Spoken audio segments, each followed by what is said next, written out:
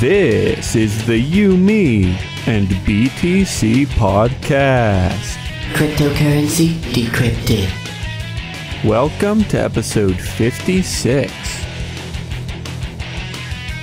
Today, we're joined by a very special guest, Michele Seven, also known as the Bitcoin Belle.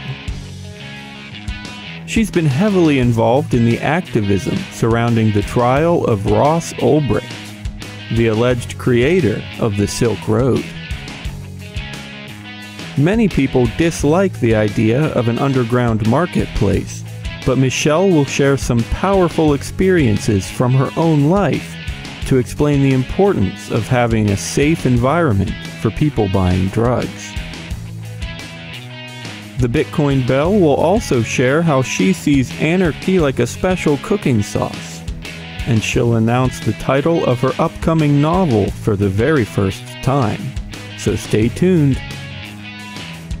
Your hosts are Tim Baker, John Stuart, and myself, Daniel Brown.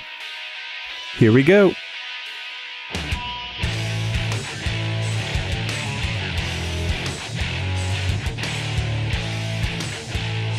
Hey everybody, welcome to the show today. This is a pretty darn special episode, at least I think it will be. I'm Daniel Brown, and I'm here with Tim Baker and John Stuart. And we also have a really special guest that I'm excited to have. Some people might know her as Bitcoin Belle. Some people might know her as M7. She is Michele Seven, and she's here to talk about the Ross Ulbricht trial with us and some other things. Michele, thanks you so much. Thanks for having me. Yeah, thanks for joining us. So, one of the first things that I want to do, the Ross Ulbricht story will be probably our main focus, or at least to start with. Although, like I said, we can go anywhere with this. But yeah, if you wouldn't mind, for anybody that might not know all the details, you can briefly tell us, maybe even since the beginning, about Silk Road just quickly if you want. And then if you wouldn't mind sharing just some recent, or just a little bit about the trial, what all's been going on. Can you tell us about that and inform our audience? Yes, I sure can. Sweet. Yes. So the Silk Road was the one that is that Ross is on trial for, was a dark net or deep net website that was accessed. We didn't have any 9-year-olds that were accessing this website, and if they were, then they had every right to be there, as far as I'm concerned. They figured out porn and everything. Getting their own, Ritalin and Adderall prescriptions. I don't know, but in any event, the United States government had been watching who they thought to be, the Dread Pirate Roberts on Silk Road for the last several years, actually. I think they began in 2011, actually. And what Ross is presently on trial for there are 4 charges: drug trafficking, IDs and passports, or fraudulent IDs and passports, hacking, and money laundering. Now, the interesting thing about this trial is that he didn't actually, they're not claiming that he actually did any of those things himself, but rather as the owner-operator of the Silk Road website, that he's responsible, and what that's called is transferred intent. And that is really something that everyone should be concerned about, not just those who are interested in the decriminalization of drugs or, Fifth Amendment, Fourth Amendment, First Amendment, Second Amendment issues of rights of, property and liberty and things that are typically constitutional agendas, and where capital L libertarians, like to find themselves waving flags and shouting for that their rights have been violated and stuff. But what I call, small L libertarians or anarchists are interested more so in doing away with the state altogether. So you've got this pool of kind of, I don't know, outliers in a way, right, have been rallying for Dread Pirate Roberts, Silk Road, Ross Ulbricht, and really, this is a much broader issue that should be of interest to a much wider range audience, actually. So, if I'm not sure if what your audience knows about this, but 2 weeks ago, I was able to get some Bitcoin from a Bitcoin donation from Roger Veer, who has been so generous with the donations and raising funds for Ross's defense and matching funds and things like that. And I think upwards of $300,000 has been raised so far. Okay.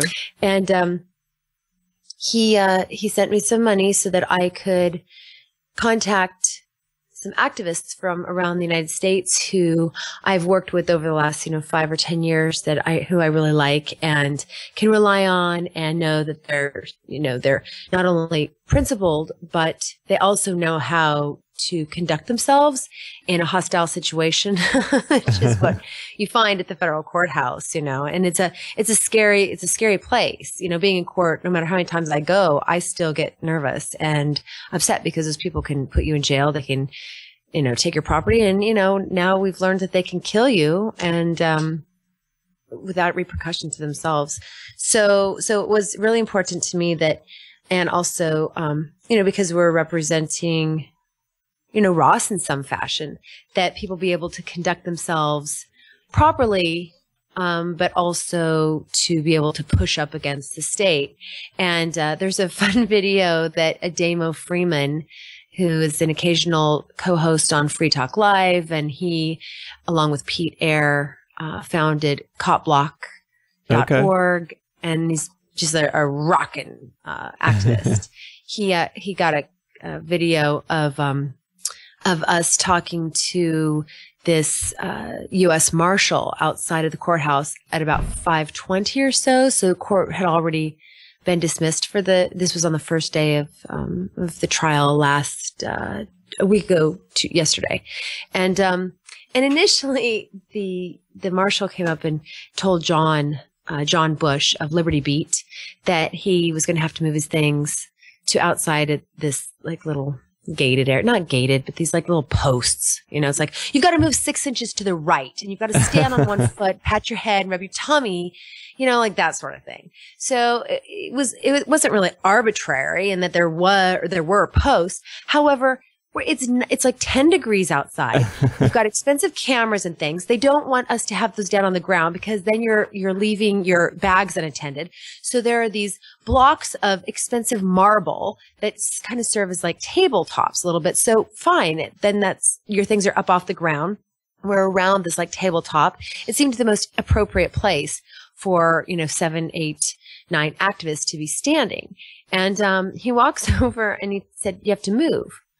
Well, John, just wanted to get his show out and his press conference out on video so that Kat Bleish, his wife, could upload that. And they're trying really hard to just, move things along. And we were all cold. We were all tired. We were all hungry.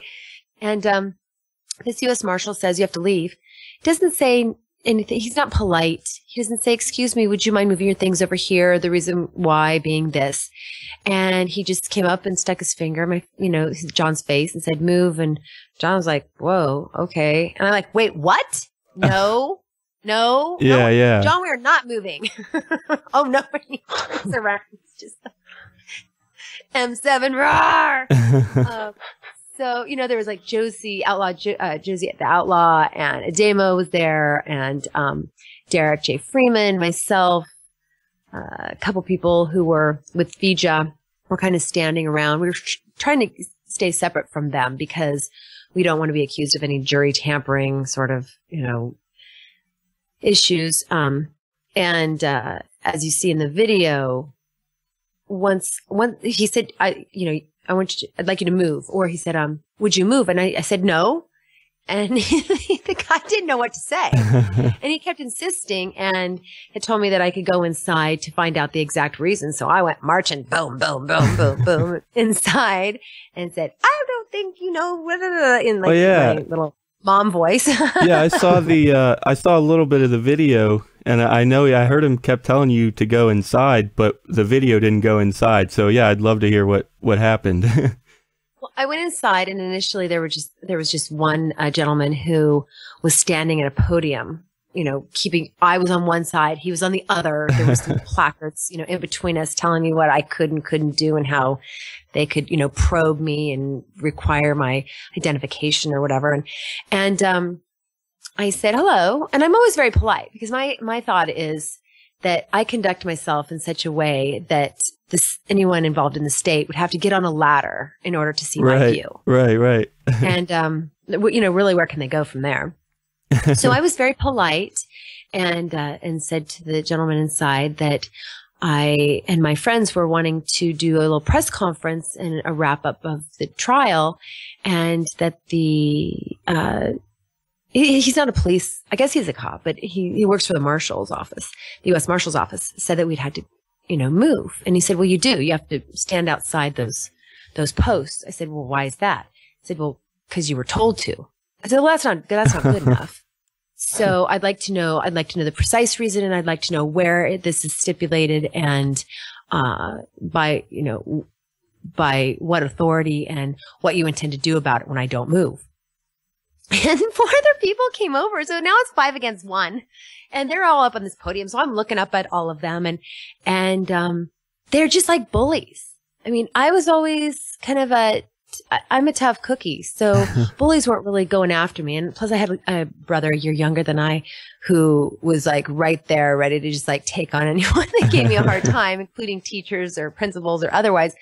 But it just reminded me of how bullies are with, you know, back in I'm 47. So back when I was a kid, people bullied like the people that were different. And those tended to be kind of nerdy people or maybe kids with glasses, or it's just, it hasn't really changed, but bullies are bullies. So in any case, I've always found the best way to deal with a bully is just to simply say no and keep moving forward. And they really don't know what to do with that. And, so he said, I'm telling you that you need to leave this building. And I said, okay, are you not going to tell me what the reasoning is? He says that he out there is going to tell you where you can be out there. I said, I find that answer to be absurd, and I have every intention of filming exactly where I want to. So I went out there, and sure enough, you know, John had kept going, and we stood around that little tabletop, and he filmed his like 13-minute segment. And, you know, by this time, poor Derek Bros, his fingers are, you know, he's practically getting frostbite. It was very cold. And the U.S. Marshal left us alone. And that is such a fabulous picture of the power and that comes with having, you know, people around you, and that there's safety in numbers. It's really hard to say no by yourself. But if you're in a group, it's much easier to push back against the state. And, you know, fortunately with the internet, so many of us are able to stay in contact with one another in ways that we wouldn't have been able to otherwise. So, with that said, that kind of leads me to the big news that had happened that first day, which was there were 2 things. One, the defense said that Ross Ulbricht was in fact the person who had created the Silk Road. And that was apparently, in their eyes, in the defense's eyes, a bombshell. Right. I personally see there's wisdom in that. There's also danger. I give an analogy for my own activism, or not my own activism, but for my own life, where I was a new kid at school a lot. I went to a lot of different schools, and these girls didn't like that their boyfriends were paying attention to me. But I was the new girl. Of course they were paying attention to me. You know, they were tired of looking at the same fish. So they were looking at the new fish. And so one of the girls came up and told me with her group band of banshees, came up and said that she accused me of having sex with her boyfriend, who was the quarterback of the football team. And first, no, I didn't. I don't know what you're talking about. And I hadn't. And so initially I was, denying. Finally, I just got tired of that going nowhere. I said, okay, you're right. But not only did I fuck him, I fucked the whole football team, fucked their dads while their moms watched. It was great. You're invited next time. Put on a cheerleader outfit and we can videotape it all. So from there was nowhere where are they going to go? Where are they going to say, well, yeah, and then it's going to be the soccer team. Okay, great. And so I think that oftentimes, we want to, when you're innocent, the natural inclination is to say that you're innocent and to deny the wrongdoing you're being accused of. That would make sense. Right. But I think that a tactical strategy oftentimes is to instead head into the storm. And that can, catch people off guard. Now, in admitting that he started the website, they had to then establish that to make the next bombshell, which was that Mark Karpeles is DPR. Right. So that didn't come then. It came a couple days later. But with the claim, so that was the defense's bombshell, bomb that they dropped on the prosecution the first day, and how that day was adjourned was with the judge, whose name is Catherine Forrest, saying that the defense was at risk because of the signs that had been, and the sign holders who had been out in front of the courthouse early in the morning when the jurors, there were initially 90 prospective jurors, and as they were coming in, they saw these jury nullification signs. Now, I know that they were only jury nullification signs, and then there was like one or two held by like Jay, who had come down from, and James and Derek, who had come down from New Hampshire. And but we didn't have a lot of the homemade big signs out there and everything. So I knew exactly the signs that she was referring to, and they were jury nullification signs. Okay. Well, jury nullification, for those that don't know, is the single greatest power that a citizen has within the confines of the country and the Constitution. And that is because if you are on a jury and you can vote your conscience and you can vote to nullify the law. So you're not judging the merits of the guilt, that you're not judging the guilt or innocence of the person on trial, but rather the merits of the law itself. Right. That's really powerful, and it can be used as precedent for future cases. Absolutely. So as a one of the criterion for being allowed into the second round of jury selection was you had to have not read the signs. So, and then, so as long as you were ignorant, then you qualify. How that is a jury of Ross's peers is beyond me.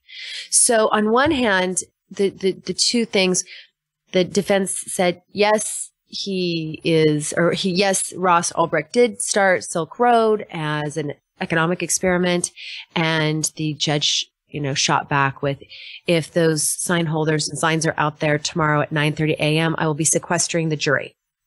Wow. Now, the reason why I started with the story of how we activists, who are like 10 in number, and thank you once again, Roger Ver, for getting like 15 of us and for the sacrifice that everyone made in coming on the cheap, sleeping on the floor and, being cold and hitchhiking and doing whatever they need to do to get there as inexpensively as possible. But, I led with that story because at the point when the defense was told this, they buckled and they came and told us, you got to go. I think that personally, that was the wrong decision. What I wanted, and I was the only person that said this of a room of 30 people, all who are activists whom I respect. but I had to laugh. You know, it's funny when you're sitting at a table with 7 anarchists and they turn and look at you and they say, "You're so extreme, Michele." You know? Oh, so what I wanted to do was have 3 times as many signs and 3 times as many people there the next day. And that was doable. The reason being is if the those jurors had already heard the bias that the judge had against anyone who had read the signs. And if there are more signs out the next day and they're sequestered, then I just had some faith that intellectual curiosity as well as that natural inclination that's just within, I think, the thumbprint of everyone's DNA to question authority. I really do think it's within us all, you know, that no, there's a reason that no is the most popular word amongst 2-year-olds when they first begin to develop their sense of autonomy. No. Yeah. And so I was shut down. They put the kibosh on me and I said fine. And I left the next day for Miami and went down there where I started asking people for more money to get more activists there. So then to carry on the same theme, while I was there, I never go to the speakers and things. I hang out with people outside because I can always listen to taped shows, right? That's but true, it's the yeah. face-to-face interaction that I love so much. Love seeing people, yeah. Exactly. And like I met you, Daniel, a couple times. Right. At Cryptolina and at, was it Texas? It was DC, Bitcoin in the Beltway. Bitcoin the Beltway, that's right. And so there I was, and I decided to go to the regulation panel. And it was in this lovely theater. It was a really nice venue, actually. And people are all the way up in like stadium seating, and they're interspersed everywhere. And I marched up to the front, table to the front seat, right in front of the stage, and right there. I'm sure I made quite the impression because I walked in as they'd already started, and there was Perry Ann Boring and this woman, Catherine, I believe her last name is pronounced Hahn. And, they just paint they're just so completely different from me in every way imaginable. I consider myself to be a really feminine woman. I consider them to be very macho women.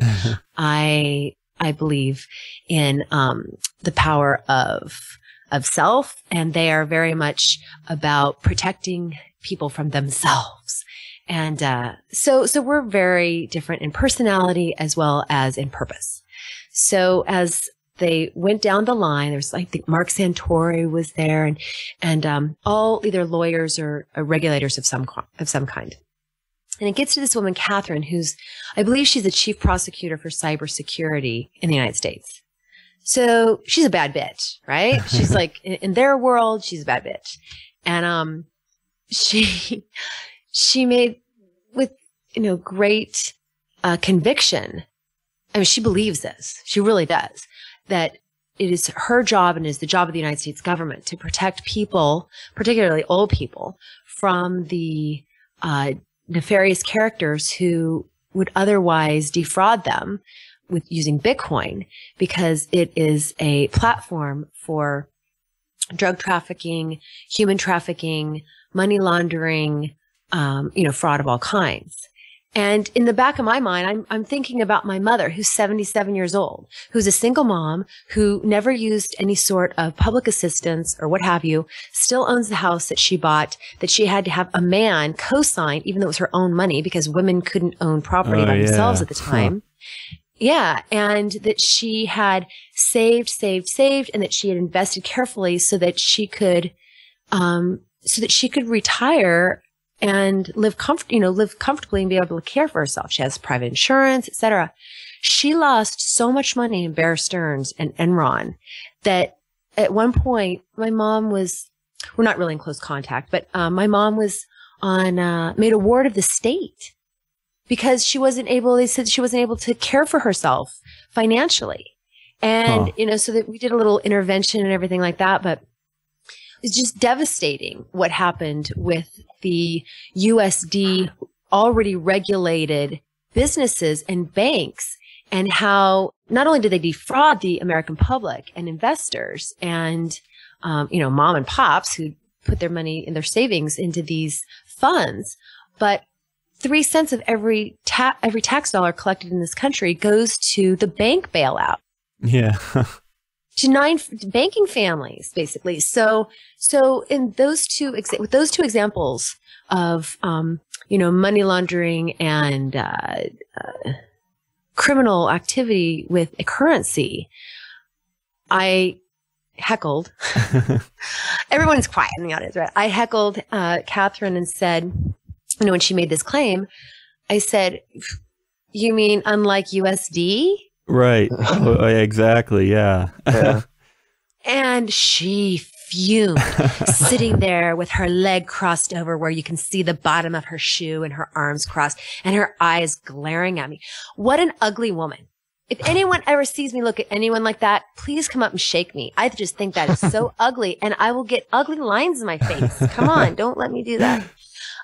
So that was, me saying, basically challenging the state. The very next day, Carol Van Cleef, I'm calling you out, lady. She goes to every single Bitcoin conference she's been to, every single one I've been to. And she may go to every single one of them. She's got a blonde bob. And with each change of photo I see, with each change of conference, her true self becomes more and more revealed. This woman is, she's a snake.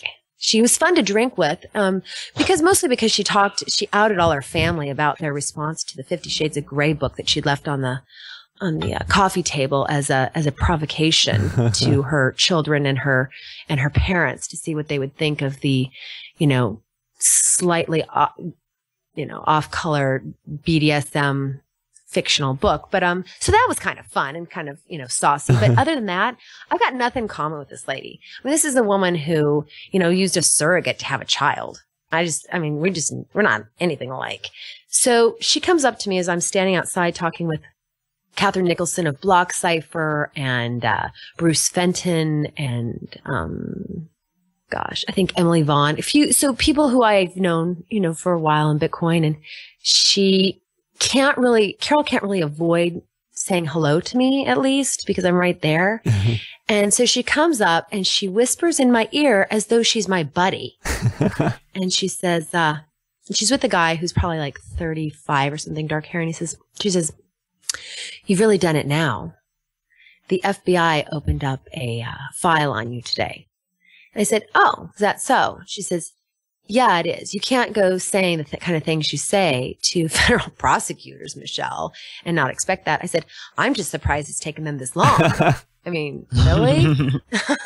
And that wasn't the response she expected. And the man she was with, who's standing across from me, said, you had better listen and you'd better shut your mouth. I think that's a threat, and then they reiterate that Catherine's a really powerful person and that I shouldn't piss her off. Fuck her. Fuck her. I shouldn't piss her off. I shouldn't offend her. I shouldn't hurt her feelings. Really? Oh, well. I mean, that's ridiculous. And so, and if her argument can't stand up to little Michele Seven heckling her from the front row of a Bitcoin conference where I have a paid ticket, well, then she doesn't have a very strong case and she can't possibly be a very good litigator and lawyer. So in any case, so there are 3 different stories about how the state will push up against you and they will use intimidation to try to corner you and scare you into relinquishing your voice.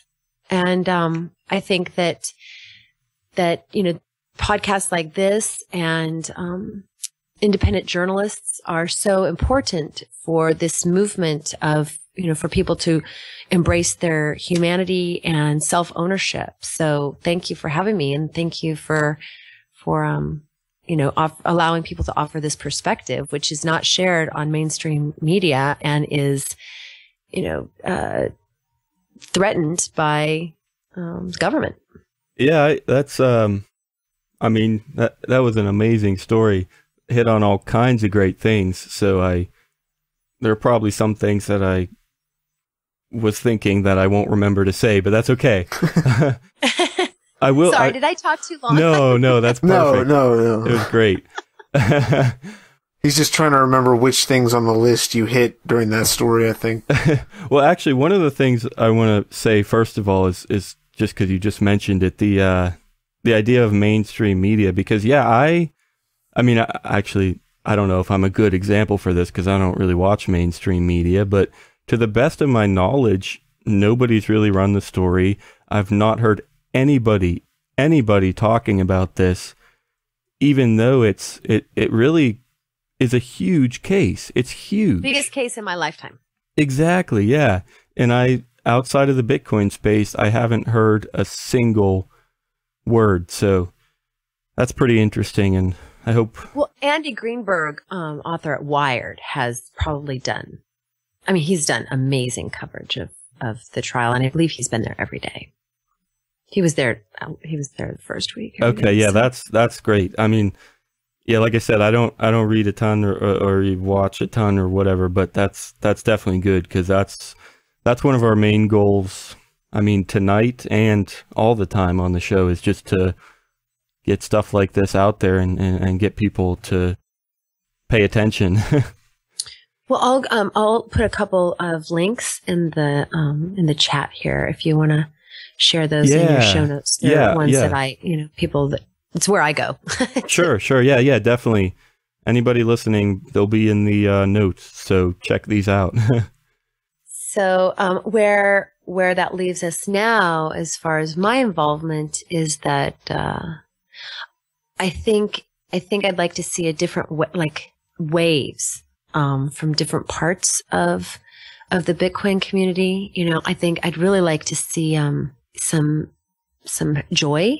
I know Jordan Page has said that he would come to the area on his way through. I don't know if y'all are familiar with who Jordan is. Do you know who he is? I don't think so. He's a musician who is very well known within the Liberty community. And I think I might know who you're talking about. He's a handsome devil, bald, 30s.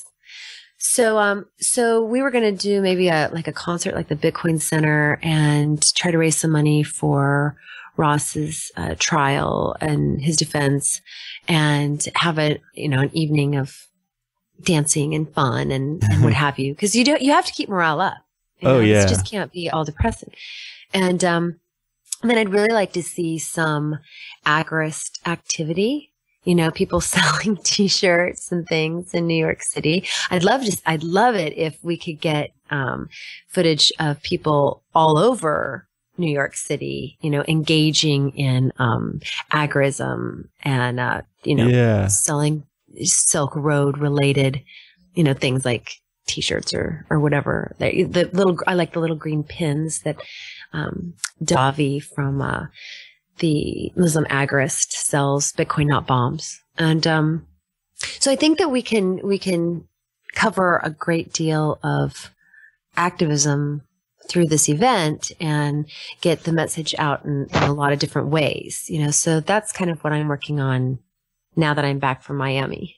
Okay. So if people are interested, and I cleared out my address that I had on my Bitcoin Belle Twitter profile so that people can donate to that. I think, I kept 0.5 on there or something, but that's what I gave to Roger, and whatever is going on that is going to activism and getting for the purpose of Ross's trial. And I'll just say now, in the event that the trial ends tomorrow and there's any money in there, then I will just forward whatever is left over to his defense fund. Nice. Yeah, and remind me, we'll do it at the very end just in case. I feel like that's where people might be looking if for some reason they don't catch the whole show. But yeah, at the very end, we'll share some, I don't know, Twitter accounts or email addresses or anything, just so people can, if they want to contact people or if places they should find these donation addresses, we'll mention that. once more at the end, just so everybody knows. So don't let me forget.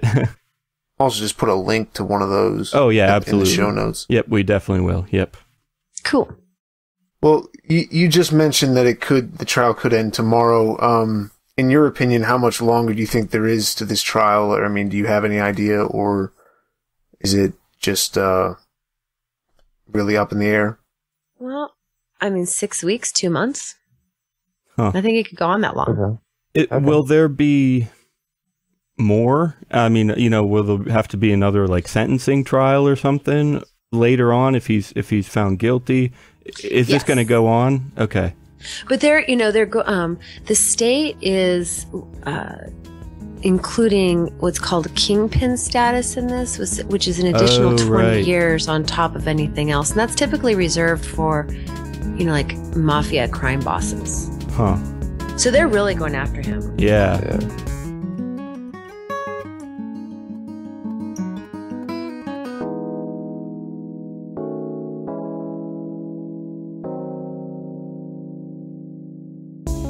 Hey guys, I want to tell you about Wall of Coins, a brand new and very handy service for trading Bitcoin.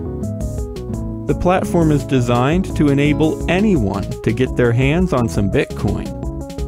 Buyers are quickly connected to an authorized, trusted seller within the Wall of Coins network. Just set a dollar amount for your order, safely pay at a bank near you, and you instantly own more Bitcoin. Buyers don't even have to create an account, so anyone can have access to Bitcoin. Got some extra coin lying around? With Wall of Coins, you can sell it for cash, available immediately in your bank account. Visit wallofcoins.com right now to see just how easy it is.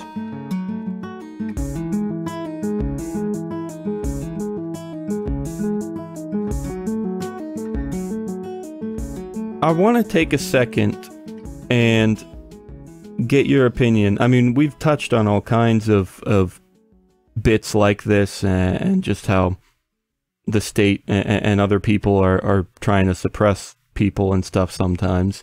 But I want to just ask you, to apply it directly to the Silk Road. I don't think we've shared this much yet.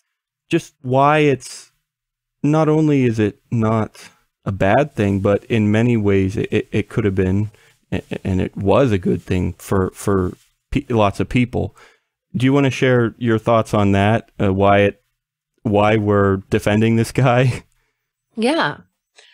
So, just a little of my own personal history. I started smoking pot when I was very young, and as a result of some just really horrible, horrible things that happened and an inability to cope with them, that kind of like covered the gamut from like rape, murder. Like I really saw really bad, dark things, and I just didn't have the coping skills, and I didn't have the support system to handle it and me and all that. So I took drugs and drank a lot, and that's how I managed to avoid, committing suicide, quite frankly.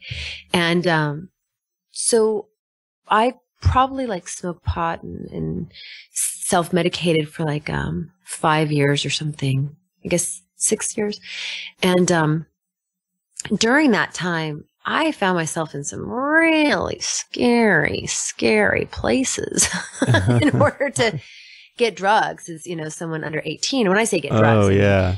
It was the 80s. It was, weed and coke and alcohol and things. So it's, I wasn't doing hallucinogens or heroin. And back then there really wasn't any Adderall, Ritalin, but I wouldn't have been diagnosed as someone that needed that. I was a manipulative subversive is what I was diagnosed as. Cause I said no.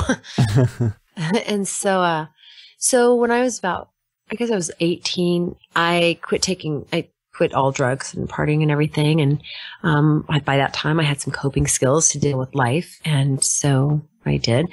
And then a few years later, I started having children. And so I did not smoke weed or drink for 12 years or something. And then I started again when I had a major anxiety attack, and ended up in the hospital. They thought I was having a heart attack, and I was like 30 years old or something. And I was really healthy otherwise. And the doctor came in and sat me down, and he said, look, I'm going to give you a prescription for Valium. By the time I want you to take them twice a day.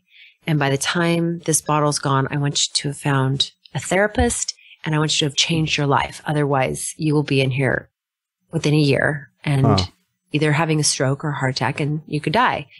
And he said, I really want you to take this seriously. I said, okay. Well, so I went home, and I had 3 children. My husband was in the Middle East or Europe doing whatever he did at the time. And here I was wealthy. I had a lot of house help. And so I was in a much better situation than I could have been. But still, taking a Valium, when I got up in the morning and another one to go to bed at night, I was zonked. I couldn't function. I had like a 5-year-old, 7-year-old, 9-year-old to take care of and get to their activities and everything. I couldn't drive like that or anything. So I started smoking weed because it was, I could just kind of chill out and it just detached me a little bit.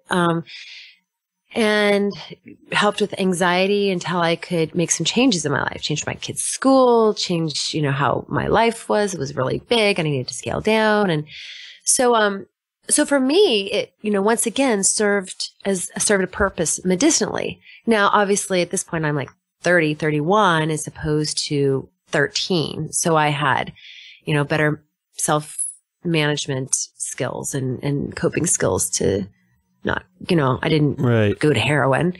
And so still at that point, I used to get my drugs from my gardeners. Who was I going to ask? I was, upper middle class woman in Rancho Santa Fe, California. And it's not like I knew, where there wasn't a south side or west side or wherever you do your drive by. Like when I was a kid growing up in Newport Beach, we'd go to Santa Ana, hope that we didn't get shot to pick up our, ate the weed.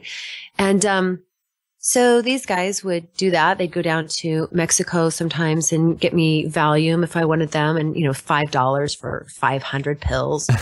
So even then, in a sense, how much safer would that have been for me to simply have been able to go online and place an order and self-medicate and have some way to have a, what is the word I'm looking for? It's the proper word, and it's escaping me, but the rating system.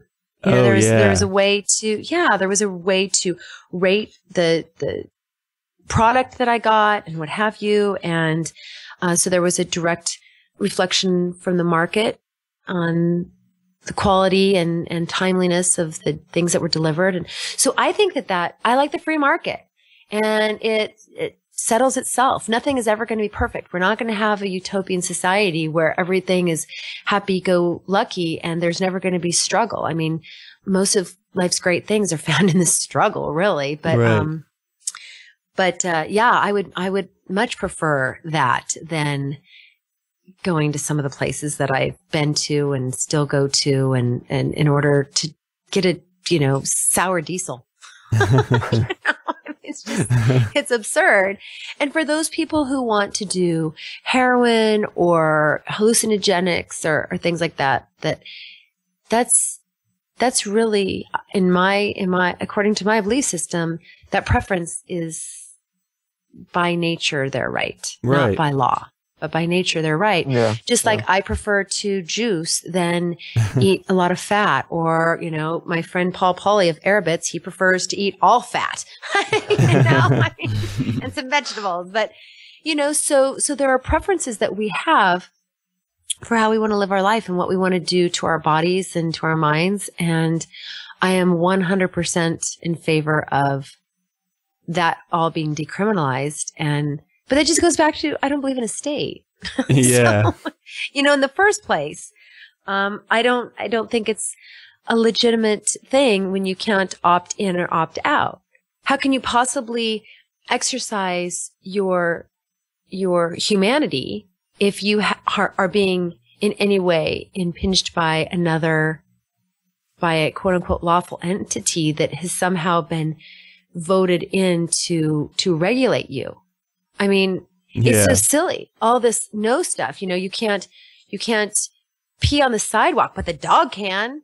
You can't, I mean, that's not that I'm comparing us to dogs, but it's so absurd that we somehow relinquish our ability to choose and live with the consequences of those choices when that is in fact what defines us as a human being, in my opinion. Yeah, I think you hit on a lot of important things there. And I'll stop. Well, I mean, you can go on as long as you want. This is amazing. I'll try to just say unimportant things. How's that? No, we want everything. Look, Daniel will still say awesome after that. He'll still say it's awesome. I just want to say,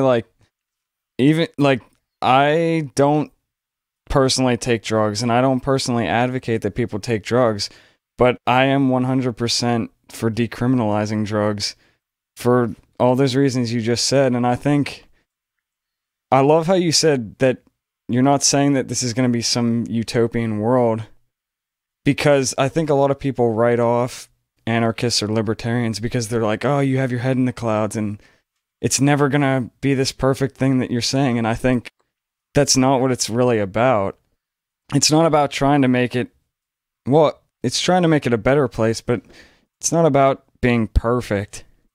I like first cause principles. I studied philosophy in school, and I had this fantastic professor, Dr. Diane Harvey, who's brilliant. And, I think it's like a sauce. My kids hate my analogies. I can't stop it though, boys. I'm sorry. I'm so old. I know it's old people, but it's like a good sauce. If you have your garlic and your onions and your herbs and your tomatoes, if you burn your garlic right off the bat, it's going to ruin the entire sauce.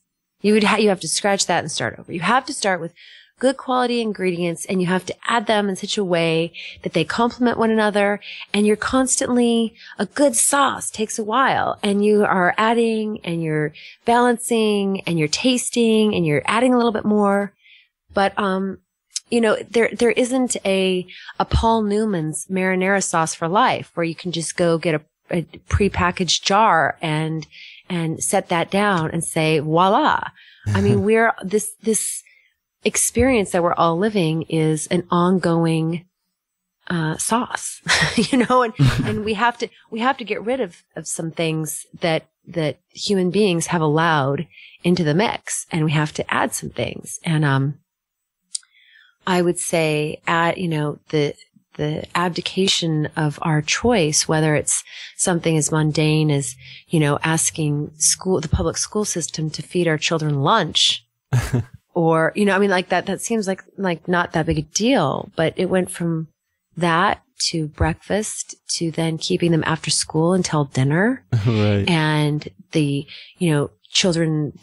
level of obesity in children rising tremendously, the level of nutrition decreasing drastically since the installing of school lunch program. And parents are left with their hands in the air going, I don't understand. And it's to the point where with Michelle Obama's influence with the school lunch program, it's getting to the point where you're not allowed to send your children to school with a sack lunch in some places. So what starts out as just a slight, maybe, convenience that we accept to maybe make one part of our life easier it creates a snowball effect where just so many of what are considered rights become then labeled as privileges. And we're suddenly having to ask permission for them, and they're able to be taken away. I just reject that categorically, I think, that is a good way to put it, because you like my sauce. Yeah. Well, yeah. I'm telling my kids. I think you're right. It starts out, with some good ideas behind it. And even still today, I mean, the state does one or two good things, helpful things, and people get distracted by that and don't realize that maybe they have good ideas and, well, they used to maybe at some point, but they get distracted by that kind of stuff and just they're blind to a lot of the much worse things that are going on, like we've been talking about. So yeah, maybe if we go back to like the drug industry for a second as an example, are there people who do bad things with drugs, maybe to themselves, like they mistreat themselves and stuff? Yeah, there are people like that, and that's not really a good thing. But the problem is now, because drugs are illegal, it's more dangerous just to get the drugs than it is to actually take them, because it's illegal and it's this huge criminal thing now. Right. Well, that and they can do good too for other people in other situations. Like Michele already told us that story. And so not only is it bad in a lot of ways when it's illegal, it's also good in a lot of ways when they're legal. Yeah. Well, the other thing I was going to say, and this was especially with like the Silk Road and any of those dark markets, I mean, you have to have the rating things, so if someone is selling something that's just completely bad, it's people could say, well, this doesn't work, or it's bad, but you can get like there's a pure, like a lot of stuff on the street is going to be, you don't know what it's mixed with, you don't know, because you may not ever see the person again, you're kind of you just found the person, and like a lot of people just end up dying from that because they take way too much of something because they think it's something else. But on any place where it's a marketplace where the person wants to make like repeat customers, wants to make more money, it's in their favor to say, okay, it's this exact dose, it's this exact thing, it's been synthesized, it's been tested with all that. And it makes everything safer. Well, yes, and also let's take heroin for example.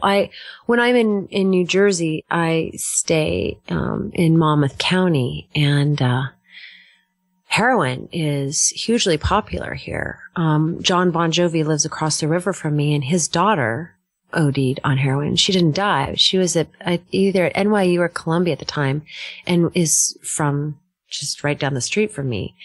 And my youngest son is 19, and within a year of us living here, he knew 3 people who had died of heroin overdoses. And we'd never been around that. I mean, he's a weed smoker, and my other 2 children really aren't, but, he'd never been exposed to hard drugs in that way, and certainly hadn't known anyone. He was an athlete, and he just didn't know anyone that was using those drugs. But once he got into high school, I guess that changes a little bit probably. But in any case, these 2 of the 3 people who died had relapsed. They had been addicts. They relapsed, and they were too ashamed to go and say, Mom and Dad, I messed up, and, oopsie daisy, because they're on, they're on probation, right? So now they're going to be in trouble too. So there's that. And then, the third person, it was their first time ever trying it, and, ended up getting a bad mix. And so, what I'd like to see is drugs delivered by drone and include a little medical test kit with a camera on it where I can, if I were going to do heroin, that's how I would do it. I'd have it delivered. I'd have a little camera. I'd test the heroin, and then I'd press a button that sends the drone back and at the point where I I dismantle it or whatever. And this is all on film, so whoever is selling it to me can see. And I don't know exactly how that would work out, but I'm just saying that's completely then transparent, right? A total free market. If the market forces are then controlling. Now, can someone shoot the drone out of the sky and steal the heroin? Sure. Can someone, like we said, there's going to be a criminal element where there's theft and fraud. However, the United States government has demonstrated that it cannot protect people from those things. Further, it's a punitive system where in the event that you have someone steal from you or physically harm you or whatever, that person goes to jail. So you're punished a second time because you have to pay for their trial, and then you have to pay for them to be incarcerated with no remedy to yourself. Right. So, I don't know if that really, I guess I kind of got off topic there, but. No, that was yeah. good. I'm in support of the Silk Road, and now there are Silk Road 2, 3, and 4, I believe, in its place. So the government did not succeed in shutting down the purchase and transferring of illegal drugs by people. I'm pretty sure the Silk Road 5 is going to come out the day after this episode airs, and it's going to feature drones as delivery. Oh, serious? Oh, yeah. Well, somebody's going to get that idea and start it. Like a little bit. That's funny. But I'm also so gullible. I'm like, oh, really? Why would they do that? I mean, yeah, I get it. Oh, yeah. Well, I had someone actually at the Bitcoin conference say, you proposed an idea on Twitter and something that you said you weren't going to go forth with yourself, but I thought it was a good idea, so I went for it, and I just got $2.5 million in funding. And I said, oh, that's great. And, thank you. And he was buying me dinner to, thank me for it. He then offered to give me thanks with a $140 cup of tea. And I thought to myself, gosh, why don't you how about we just go get a bag of Earl Grey for, 50 cents and you give me the money because I could use it. But in fact, what it was a $4 cup of tea and an $836 a night hotel room where he was going to snuggle with me as his thanks for getting him enough money with my idea so he could survive for a year and a half. So, I mean, granted, that wasn't criminal of him. It was just really bad taste, and just so socially unaware and definitely not in keeping with what I would consider to be the Bitcoin tradition of tipping and kind of a gift economy and things like that. But I suppose if I really wanted to cuddle, it would have been great. See what you guys get to be saved from. Yeah. Well, do you have women offer you, like, say, hey, would you please come with me to stay in my $836 a night hotel room?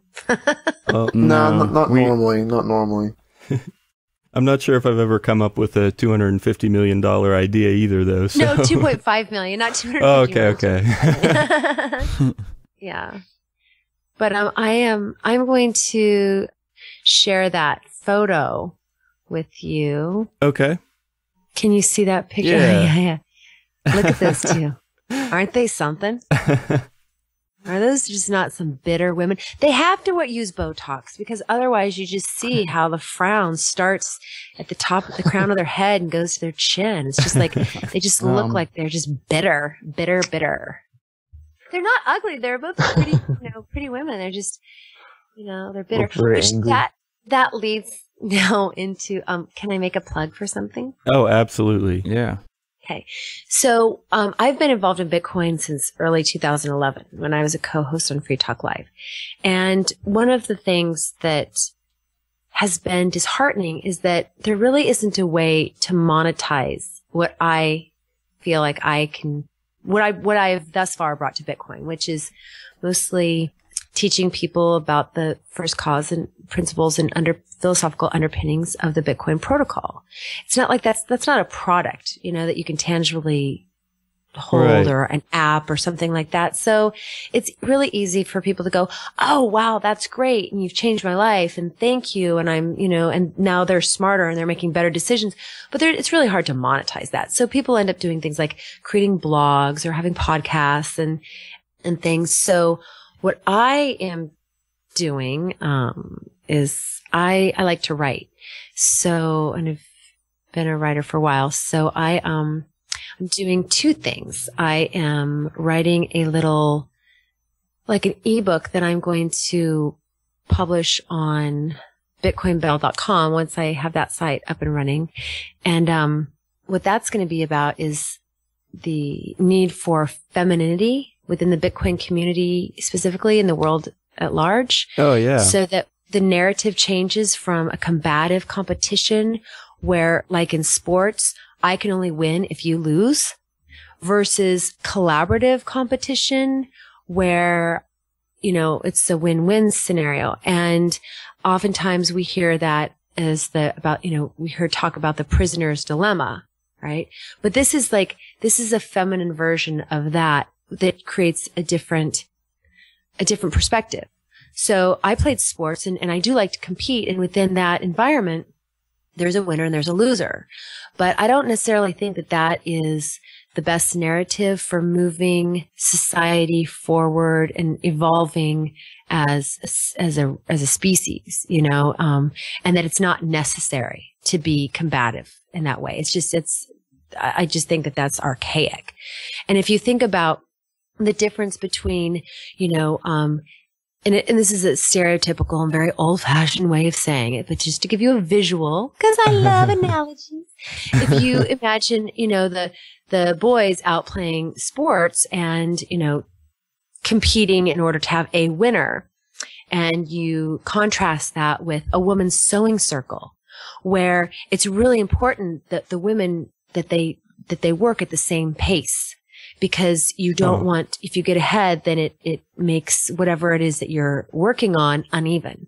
So there has to be collaborative efforts between these, you know, it's typically women that are doing this, but it doesn't have to be.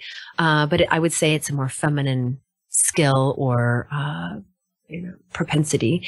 So in one scenario, there's a winner of something, and the other, there is something that's created. And I think that that's really what I'm interested in, is seeing innovation and creation rather than domination. So that, and then I think that we're really missing a nurturing aspect of our society, and that the United States government has been systematically emasculating men, and while, defeminizing women. So whereas you all get sent off to war if you're capable and strong and you come back, you know, dead or broken, women were sent into the workplace, you know, to do those factory jobs, to keep the war, you know, machine going and, you know, help our troops and all that. Right. And in so doing, it left like 3 generations now of people to be latchkey kids, you know, to be raised basically without a central figure in the home, which has traditionally been the mom, but doesn't necessarily have to be. And so as the government is making us, you know, more androgynous and more drone-like, really, then we are losing, I think, our kind of what makes life fun. And our reason for wanting to be free. If your life is crap, then it really doesn't matter as long as you're being fed and you've got a roof over your head. You know, but if you have a really exciting, fulfilling life, it's worth fighting for it. It's worth protecting.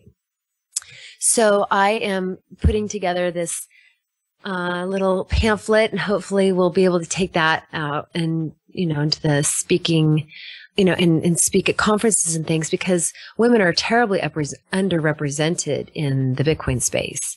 And I would say that even though I don't have a product to offer, that the feedback from the men that I've gotten regarding my outlandish sort of beliefs has been really well received. And then the other thing is that I am writing a novel that I hope to have finished in 2 months, which is going to be called, I don't know if I guess I can say the title. We're not going to let anyone steal the title, right? Because it's kind of fun. I hope not.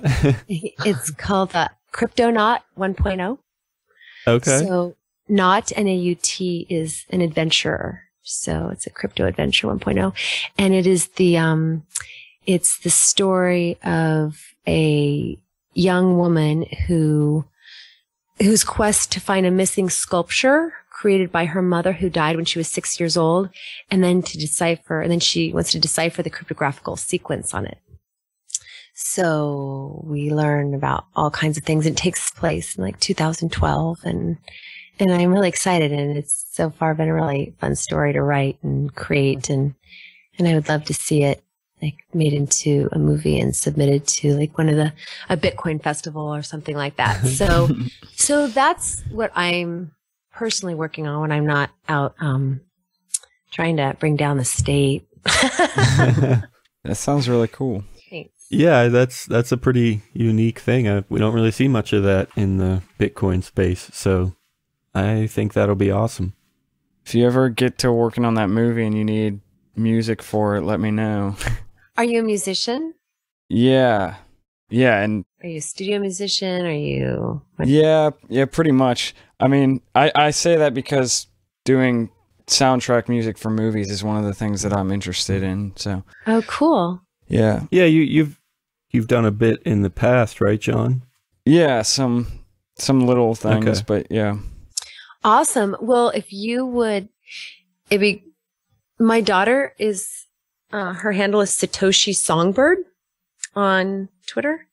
And she is, so she studied at the Westminster College of the Arts for musical theater, and she's a musician. Her primary instrument is voice. So she mostly does like musical theater, but she's a voice teacher at School of Rock and has been working on something like a Bitcoin song and some different things. So I'm all about nepotism, but she doesn't write music. She sings, but she doesn't write music. So I'm definitely looking for people who will write scores and things like that. And that'd be awesome. I totally want to keep it in the family. Like I'm not interested in doing any projects where USD is the payment platform for anyone because I don't participate in that system. I'm debanked. I'm not unbanked. I'm debanked because I choose to resist the IRS. And with that, I don't want to participate in buying bullets. I never have, and I hope that I never will. It's hard. You know, I had to like decrease my standard of living by a lot, in order to live like that. But, you know, anything that I work on, I'm definitely going to want people to be paid in cryptocurrency. Well, I definitely accept Bitcoin, and even aside from that, all my stuff is Creative Commons, so you really don't even have to pay me for it. Well, you know, it's technically, but yeah, it's always nice. He would very much appreciate it if you did. Actually, it doesn't be really careful because I mean, what you know, the fruit you deserve to have to, you know, labor and have some fruit come of that, and when the fruit comes, then you know you have that's your stake. Yeah, I mean, people listening to it though is enough for me. That's payment enough. Mm-hmm. If they want to give me money, I'll take it. But well, if you're going to do it for free, then I'll accept that too. So there we go. Yeah, I mean, we've reached a dilemma. Yeah. No, I'm interested in paying people for what they produce for me always. So you mentioned a Bitcoin song and stuff. I think we have a couple of those that I've done already, I guess. Mm-hmm. I guess saying Bitcoin song is a little bit, that's not exactly. I'm thinking more in terms of liberty-minded, you know. There needs to be, and if someone, you know, wants to run with this idea, fine, go ahead. But I'd really like to see a re-engineering of Imagine. Okay, yeah. I mean, that's, you know, that's like the Marxist March right there by John Lennon, you know? Yeah. Yeah, I would like to see a libertarian spin on that song. Well, I'm a big Lennon fan, so that actually is a good idea. Lenin. No. Yeah, you're not Lin. As in the Beatles, yeah. Yeah, no. I liked George myself, but George might be my second favorite. He had such happy songs. Here comes the sun. And, you know. Yeah. And his guitar weeps. I mean, dang, you know. Yeah. Yeah, I definitely like George a lot. Well, hey, I was about ready to wrap things up, but if anybody has anything, now's the time. Anything? Well, this is kind of going back a little bit, so it's maybe not totally related. Well, it's definitely not related to anything we were just saying, but I saw this the other day, and when you said it, you were talking about the justice system being really punitive and how it doesn't really do anything, and we've already seen Silk Road 3 and 4 come out. It was this thing posted by, if you guys know the author Neil Gaiman, I don't know if anybody is familiar with him. Yeah, I don't know. Okay, well, anyways, he wrote this thing. It's kind of like a little statement in pictures, I guess. And I think it was supposed to be a response to the stuff going on in Paris in the last month. I Am Charlie? Did you see Charlie? Yeah. So it was just a little thing about terrorism. And at the end of it, he says, I believe that in the battle between guns and ideas, ideas will eventually win because the ideas are invisible and they linger, and sometimes they are even true. So I just thought that was pretty cool. Well, Cody Wilson kind of fixed that, didn't he?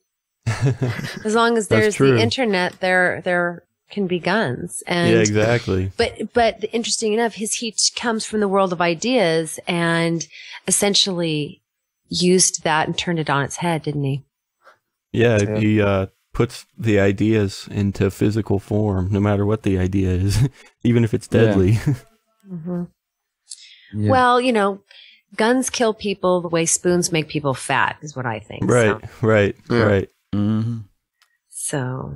Well, hey, to close, first of all, I just want to thank you. This was a really awesome discussion and some great stories coming from you. So, first of all, thank you. It was just You're welcome. Thank blast. You for asking me. I'm flattered. Then, like I said, I didn't forget, so here goes. Let people know once more what they should be doing, how they can do that, how they can get involved, take action, where they should go, anything like that. Right on.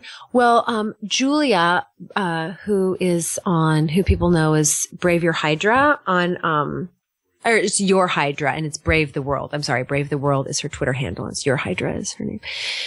She has done some really great videos on Bitcoin, and she was helping me. I was helping her. We did it together, whatever, but, we, support each other in this project, and as well as Kat Bleish. It was really like the ladies. It was like a diva against diva thing, us against, the judge, in my estimation. Oh, real quick. I totally can't believe I missed this, but the judge, this woman went from being one of them, had like a $3.5 million a year salary at one of the most prestigious law firms in the country. And she took a pay cut down to $175,000 a year to be a judge in New York City. Now, I don't know what you think, but my mind, you only do that if you're not chasing after money anymore, you're chasing after power in that position. Yeah. So I think just as Ben Losky was trying to use BitLicense as a platform to jump into a run for governor, which I think between Bruce Fenton and me made that just pretty difficult. But I think this woman is going to go for office, and that I don't know really. I think that whether or not it serves her better that he win or lose, and is found guilty or not guilty, that it's really whatever is going to secure her a spot or get her biggest donors and stuff. So I think it's really, really important to expose her. So Julia, Kat, and I were, teamed up together, and so Your Hydra, Brave the World. You can talk to Julia about participating in the trial. You can talk to Kat, or if you want to go to my profile, right there. I don't think it works on the mobile site, but on the full site, I have a Bitcoin, address there, and that is being used for activism and regarding the trial. And I'll also give you the address right now and include that in the Skype chat also, if you want to include that in your show notes. But, so that will go to getting activists to the area, and then whatever's left over when the trial is done, if there is any, will go to, the Free Ross, Defense Fund. All right. Yeah, absolutely. Everybody check those things out. And once again, this was Michele Seven, M7, Bitcoin Belle. Thank you so much for joining us today. Thank you, Dan. I appreciate it. And Tim and John. Yep. Thank you, Michele. Thank you.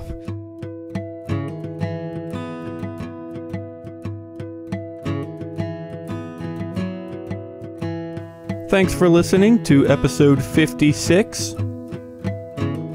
Before we finally let you go, I want to tell you about an exciting Bitcoin event scheduled for next week. On Wednesday, January 28th, Liberty.me will be hosting Sam and Steve Patterson, two brothers who love Bitcoin. During a live video webcast at 9 p.m. Eastern, they'll be chatting about cryptocurrency, answering questions, and teaching new users how they can get a hold of their first Bitcoins. Visit liberty.me/live and look for the Bitcoin Brothers event to find more info. All of the music in today's show was from John Stuart. We'll see you next Thursday.